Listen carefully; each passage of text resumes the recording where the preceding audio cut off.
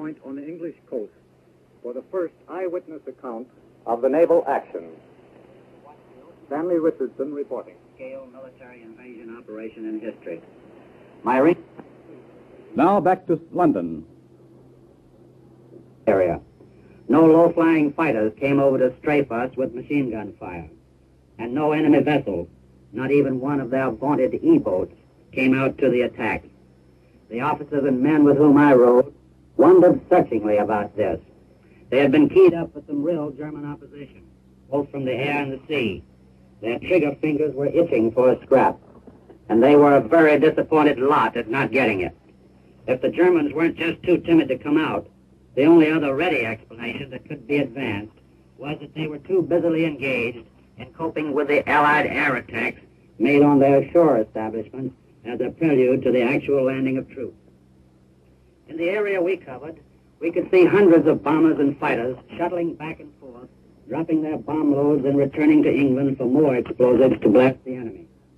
We could see the big two-engined American transport planes, also in the hundreds, returning to their bases in the United Kingdom after dropping their airborne troops in France. Yes, Jerry had a lot to keep him busy last night and early today, but as far as the naval phase of our activity was concerned, not a shot was exchanged with the enemy while I was on the scene. For that preliminary phase of the show, at any rate, it was all too incredibly easy.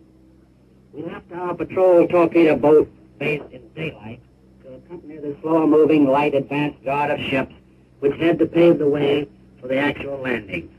One of our missions was to protect the Allied minesweepers, which cleared a wide channel straight to the enemy shore for our troop transports and supply ships. Long lines of ships of every description were discernible on the skyline, literally miles of craft in even columns converging upon the area in the channel marked for the concentration point for the actual invasion.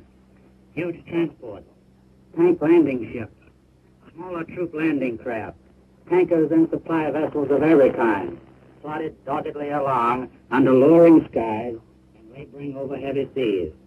You people at home would have been thrilled to the bone to have seen all these American men, American ships, and American supplies sailing calmly into the action for which they had been prepared and trained for so many months. It was estimated that there were more than 4,000 ships of all kinds in the channel for this combined operation.